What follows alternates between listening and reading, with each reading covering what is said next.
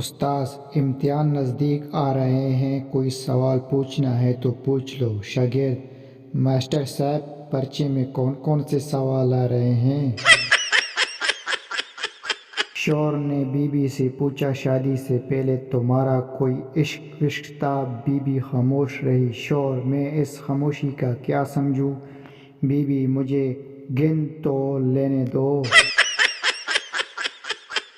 استاذ ہر روز شاگرد سے کہتا تھا، تمہاری عمر میں قائد اعظم نے میٹرک کر لی تھی۔ شاگرد ایک دن تنگ آ کر بولا، سر آپ کی عمر میں بھٹو پھانسی پہ چڑھ گیا تھا۔